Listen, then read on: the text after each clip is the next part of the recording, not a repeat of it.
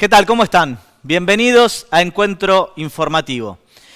Finalmente, ahora que el primer mundo ya está bien aprovisionado de vacunas, acelera la llegada de vacunas a la Argentina. Así es como la semana pasada vimos que llegaron casi 3 millones de dosis entre AstraZeneca, Sputnik, primera y segunda dosis. Esto permitió armar un cronograma de vacunación que seguramente va a establecer un nuevo récord en el transcurso de esta semana. A eso hay que sumarle el anuncio del gobernador de la provincia de Buenos Aires, Axel Kicillof, por la compra de 10 millones de dosis de la vacuna Covaxin que se produce en la India, con la posibilidad de ampliarlo en 5 millones de dosis más.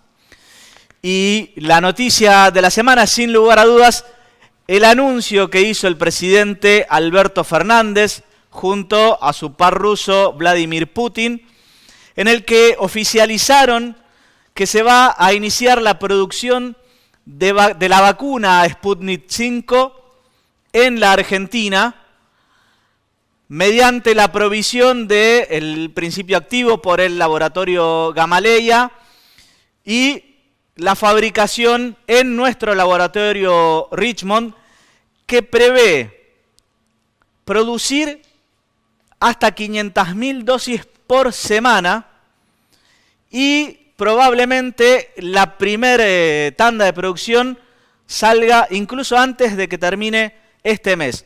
Todo esto claramente redunda en una gran aceleración en cuanto a la distribución de vacunas, y esto va a permitir que el invierno probablemente no sea tan duro. Sin embargo, y en el medio de esta semana en la que parece que la vacunación finalmente comienza una etapa exitosa, la oposición, la grieta, metió la cola una vez más en cuanto a la politización, la ideologización de las vacunas. Entonces nos pasamos justamente en una semana récord de llegada de vacunas discutiendo sobre la vacuna de Pfizer. Así es como la vimos a Patricia Bullrich hablando de que había retornos, después se retractó. A Santiago Cafiero lo escuchamos hablando de los visitadores médicos de Pfizer, en fin, toda una serie de idas y vueltas en un momento en el que probablemente la noticia era otra. Sin embargo, eso se instaló en muchos lugares. Personalmente yo creo que si que la oposición estuvo falta de timing, hubiera sido mucho más acertado en este momento cuestionar la situación económica, la inflación o otros temas en los que sin lugar a dudas hay mucha más tela para cortar, y no justamente el tema de vacunas en el momento en el que todo parece estar enderezándose. El fútbol también produjo novedades esta semana. La Conmebol hizo el mayor papelón, creo, de su historia, y eso que tiene unos cuantos. Y en la misma semana que retiró a la Argentina como sede de la Copa América, confirmó a Colombia y en reemplazo de la Argentina puso a Brasil. Ahora si lo pensamos, ¿está Colombia en mejores condiciones que la Argentina? No, para nada. Si hablamos en términos epidemiológicos, están igual o peor. Y a eso hay que sumarle que tienen un estallido social desde hace más de un mes, donde tuvieron este último fin de semana 2 nuevos muertos que suman ya 61 civiles muertos en lo que va de un mes, más de 800 heridos, detenciones ilegales y demás, y ahí es donde sí confirman que se haga la Copa América. Y ni hablemos de Brasil, que es el tercer país del mundo, récord en contagios, muertes y un tratamiento de la cuarentena, de la pandemia como si nada sucediera, mientras se muere cada vez más y más gente.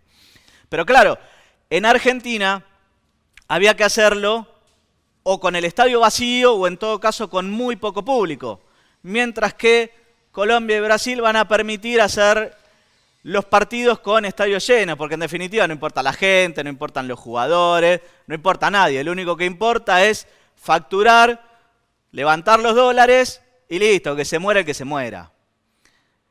Seguramente para nosotros va a haber consecuencias como sabe sancionar la Conmebol y la FIFA.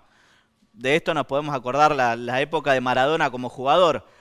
Lo más probable es que Argentina no salga campeón, olvídense, y menos de que algún club argentino gane la Libertadores, la Sudamericana, nada.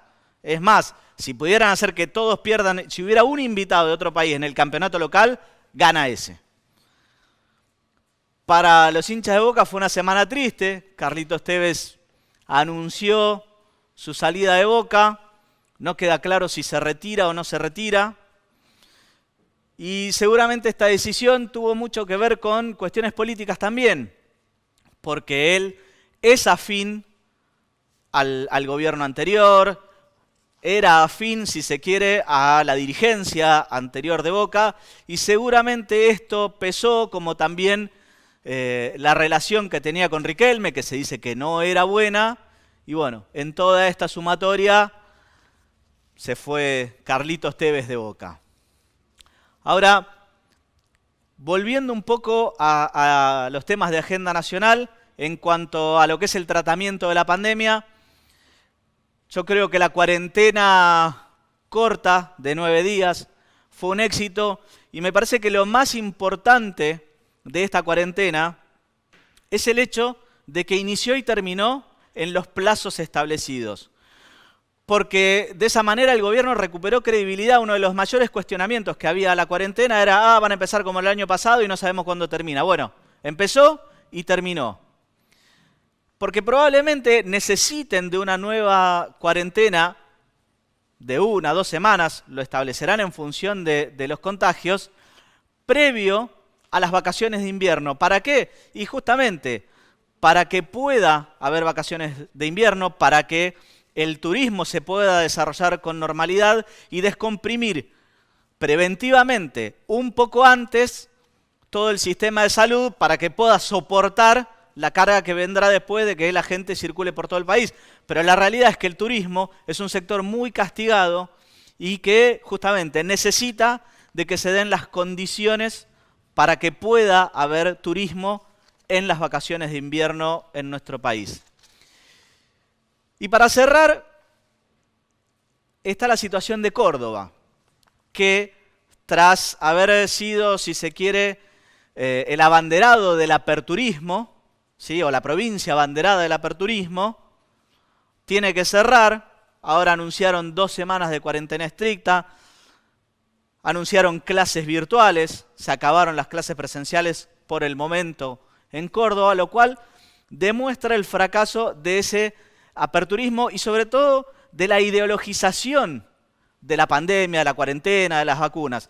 Porque la Ciudad de Buenos Aires, que sigue haciendo clases presenciales, sí hizo todos los deberes en un montón de otras cosas. Discutió el tema clases, pero sí acató muchísimas restricciones en los momentos oportunos, a diferencia de Córdoba, que fue un viva la pepa hasta que explotó todo.